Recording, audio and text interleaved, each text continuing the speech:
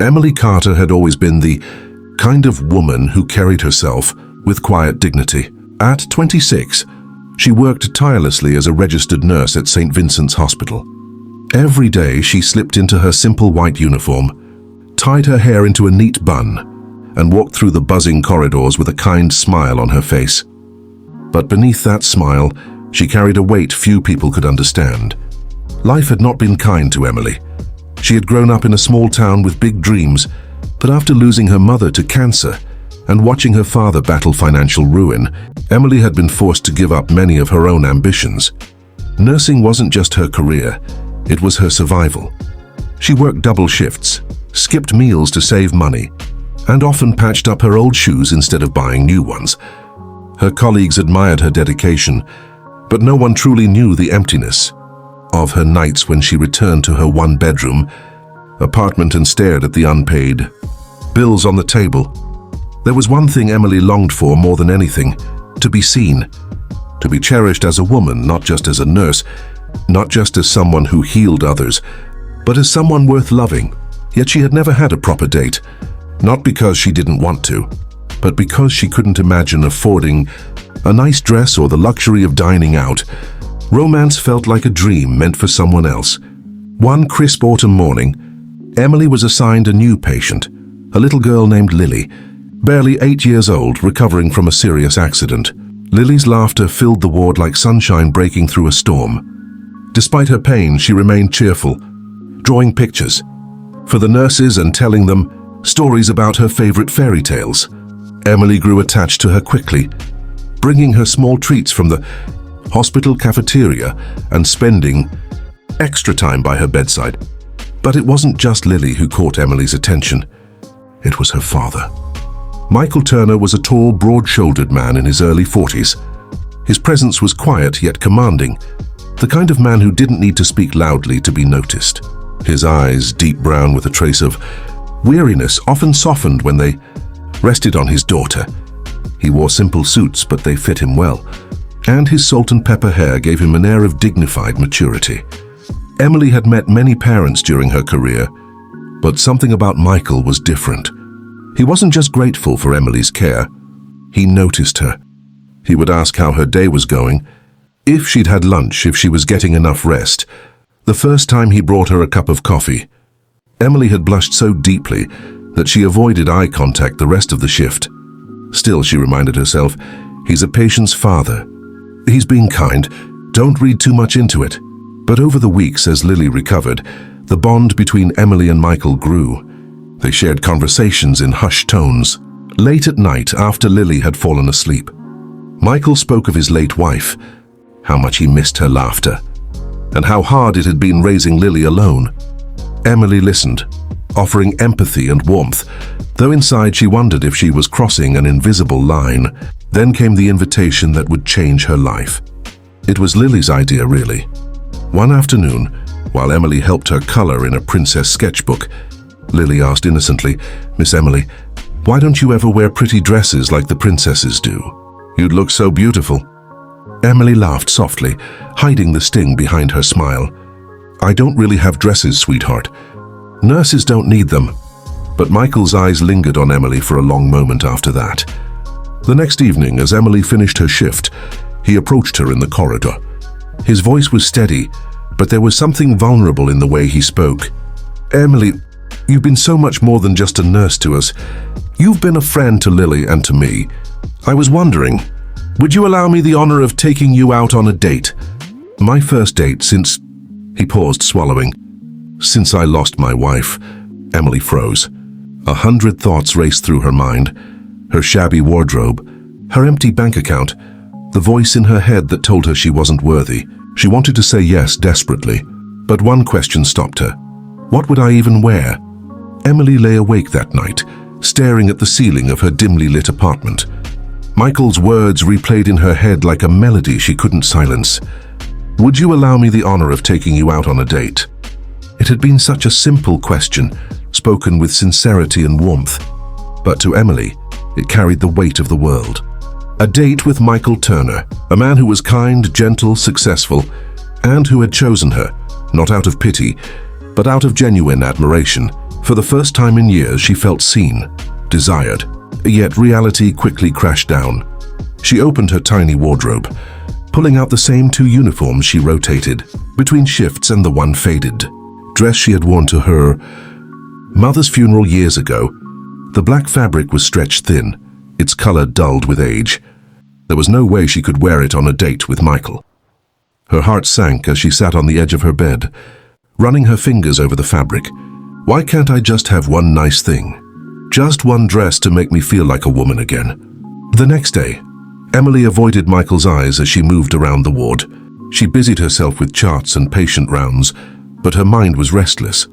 Every time Lily laughed or Michael thanked her, Emily's chest tightened with both longing and shame. That evening, her best friend and fellow nurse, Sarah, noticed her distracted state. Sarah was everything Emily wasn't: confident, outspoken, and unafraid of life's indulgences. Over coffee in the break room, Sarah leaned closer. "Okay, spill it. You look like you've got a storm brewing in that pretty little head of yours." Emily hesitated, then whispered, "Michael asked me out." Sarah's eyes widened. The handsome single dad with a smile that could melt steel? "Emily, that's amazing." Emily shook her head. "No, it's not. I can't go." "Why not?" "I don't have a dress. I don't have anything." "Sarah, look at me. I can't show up in a worn-out uniform or some old rag from the back of my closet. He deserves someone elegant, someone who belongs in his world." Sarah frowned, setting down her cup. "Emily, listen to me. You're more than your clothes. If he asked you out, it's because he sees you.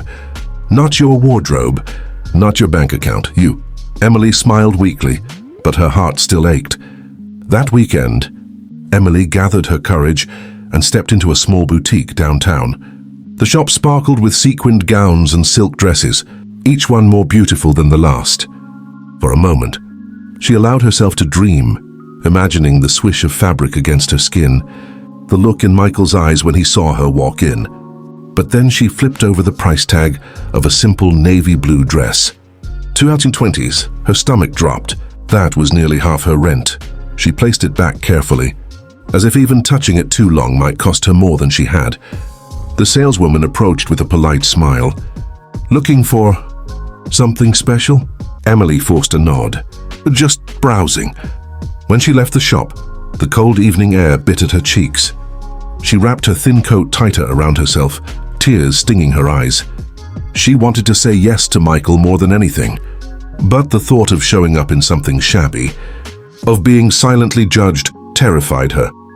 That night, she sat by her window, watching the city lights flicker in the distance. Her phone buzzed with a message. "Michael, no rush to answer, Emily. I just wanted you to know I meant what I said. You'd make me very happy if you said yes."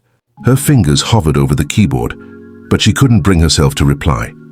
She whispered into the night, "I want to, Michael. I really do. But how can I when I have nothing to wear?" The following week, Emily moved through her shifts in a haze. She tried to keep her focus on patients, but every time she glanced at Michael, her heart lurched. He noticed, of course. Michael Turner was a man who missed very little. One evening, after Emily had helped Lily settle into bed, Michael approached her in the hallway. His tone was gentle, almost hesitant. "Emily," he said softly, "and did I overstep by asking you out?" Emily's breath caught. His eyes searched hers, vulnerable in a way that unsettled her. "No, you didn't. It's just..." She looked away, her voice trembling. "It's complicated." Michael tilted his head, studying her. "Complicated how?" Emily hesitated. How could she possibly tell him that she couldn't afford a simple dress? That her dignity was tied up in fabric and price tags? Shame burned her cheeks. "It's nothing," she murmured, forcing a smile. "Really?" But Michael didn't believe her. He had seen too much in life, read too many faces to let this go. Later that night, after Emily had gone home, Lily asked her father a curious question. "Daddy, why doesn't Miss Emily wear pretty clothes like the other ladies? She's so nice. She deserves to look like a princess." Michael's heart clenched. He brushed a strand of hair from Lily's forehead and kissed her goodnight. But her innocent question lingered. The truth was clear. Emily carried burdens heavier than she let on. The next day, Michael made a discreet visit to a boutique near the hospital. He walked awkwardly among racks of dresses, clearly out of his element. A young sales assistant approached, raising a brow. "Looking for something special, sir?" Michael cleared his throat. "Yes, for someone very special. She's modest, graceful, not flashy. I want her to feel beautiful, elegant." Within minutes, the assistant guided him to a soft, knee-length gown. It was a delicate shade of sapphire, with flowing fabric that shimmered just enough to catch the light. Simple but stunning. Michael imagined Emily in it, the way her eyes would shine, the way her smile would finally be free of hesitation. He bought it without a second thought. That evening, when Emily arrived for her shift, Michael was waiting near the nurse's station. He carried a carefully wrapped box in his hands. "Emily," he said, his voice steady but earnest, "I hope you don't take this the wrong way, but I want you to have this." He extended the box toward her. Emily blinked, startled. "What is it?" "A small gift? For our date." Her eyes widened, panic flashing across her face. "Michael, I can't accept that." "Please," he interrupted gently. "This isn't charity. It's hope. Hope that you'll say yes, and that when you do, you'll feel as beautiful as I already see you." Emily's throat tightened. For a long moment she couldn't move. She wanted to refuse, to cling to her pride, but his sincerity broke down the walls she had built around herself. With trembling hands she took the box. Later, in the privacy of the staff lounge, she opened it. When she lifted the dress from its tissue wrapping, tears filled her eyes. The sapphire fabric shimmered in the light, soft and graceful, exactly. The kind of dress she had dreamed of, but never allowed herself to imagine owning. She pressed the fabric to her chest, her heart pounding. For the first time in years, she felt not like a nurse defined by exhaustion and sacrifice, but like a woman worthy of being cherished. That night, Emily finally typed the message she had longed to send. "Emily, yes, Michael. I'd love to go on a date with you." When she hit send, her hands were still shaking. But for the first time in a long while, it was not from fear. It was from hope. Emily stood in front of her bathroom mirror, staring at her reflection as though she were looking at a stranger. The sapphire dress hung gracefully from her shoulders, hugging her form in a way that was elegant, without being too bold. The soft fabric flowed around her knees, shimmering every time she shifted slightly under the light. Her hands trembled as she smoothed the skirt, hardly believing this moment was real. She had spent the afternoon carefully ironing every crease, braiding and rebraiding her hair until it looked neat but soft, applying the faintest touch of makeup, just enough to highlight her features. For years she had felt invisible, a woman swallowed up by scrubs, by exhaustion, by responsibilities. But tonight she felt alive. Nervous, yes, but alive. Her phone buzzed on the counter. A message from Sarah. "Sarah, so Miss Cinderella, are you ready for your big night?" Emily laughed softly, her cheeks warming. "Emily, I don't know if I'm ready, but the dress is perfect, so I feel like someone else." Within seconds, Sarah replied. "Sarah, not someone else, you, the real you, the one you hide under those uniforms." He's going to be speechless. Emily's smile wavered. What if I mess this up? What if he realizes I'm not good enough for him? But then she remembered Michael's words when he gave her the dress. "I already see you as beautiful." At precisely 7 o'clock, a knock sounded at her door. Emily's breath caught. She opened it slowly, and there stood Michael, more handsome than ever in a tailored charcoal suit. His tie was a deep shade of blue, perfectly matching her dress, as though he had planned it that way. For a moment, neither of them spoke.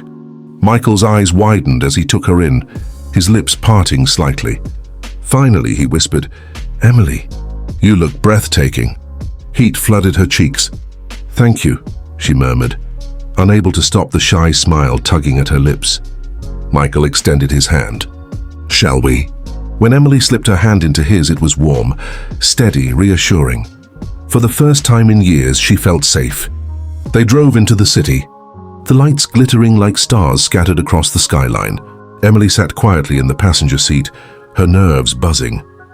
But Michael kept glancing at her, his smile soft and full of admiration, and soon her heart began to steady. He took her to a small, elegant restaurant tucked away on a quiet street. Candlelight flickered on the tables, and soft music played in the background. The host greeted Michael like an old friend and led them to a corner table by the window. Emily sat carefully, smoothing her dress again, trying to ignore the way her heart thundered. She felt out of place among the polished couples, the clink of wine glasses, the gleaming silverware. But when Michael leaned across the table, his eyes locked on hers, the rest of the world seemed to fade. "You don't have to be nervous," he said gently, as if reading her thoughts. "This isn't about fancy restaurants or appearances. It's about you and me, about finally allowing ourselves to step into something new." Emily swallowed hard, her chest tightening. I've never been on a real date before." Michael blinked, surprised. "Never?" She shook her head, embarrassed. "Not like this. Not where I could just feel like I belonged." His gaze softened. He reached across the table, covering her hand with his. "Emily, you belong here with me. Tonight is just the beginning." Her eyes stung with tears, but she blinked them away quickly, not wanting to ruin her makeup. For the first time in her life, she felt like she wasn't pretending to be someone she wasn't. For the first time, she felt worthy of being chosen.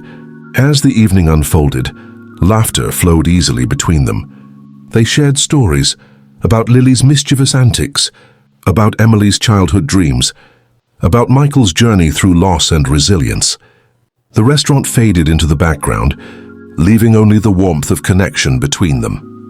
By the time dessert arrived, Emily realized something astonishing. She wasn't nervous anymore. She was happy. The night air was cool when Michael walked Emily to her apartment door.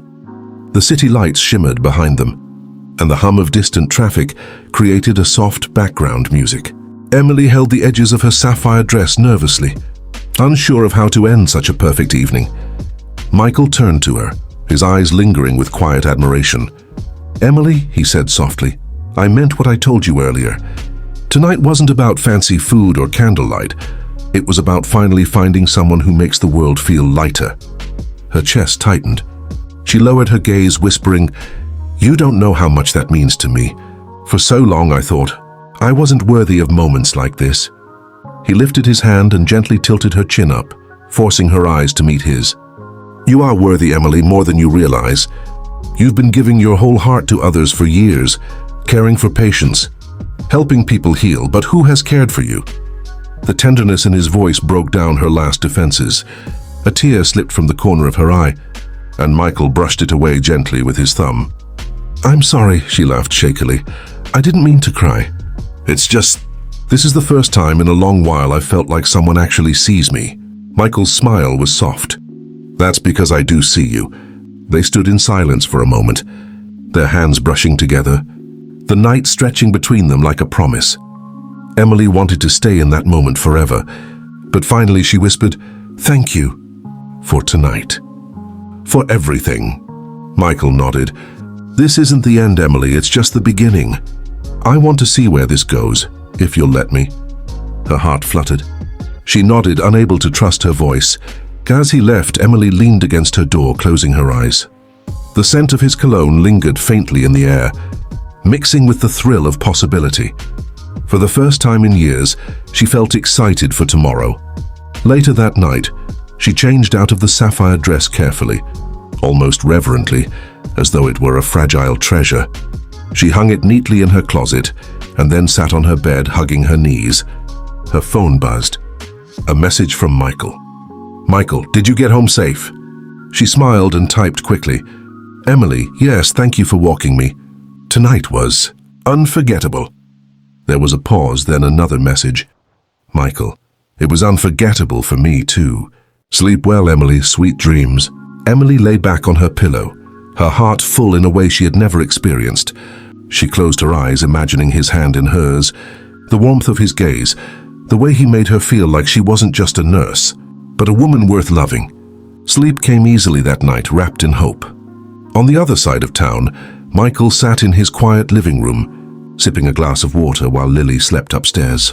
His mind kept drifting back to Emily, her laughter, her nervous but genuine smile, and the way she had glowed in that sapphire dress.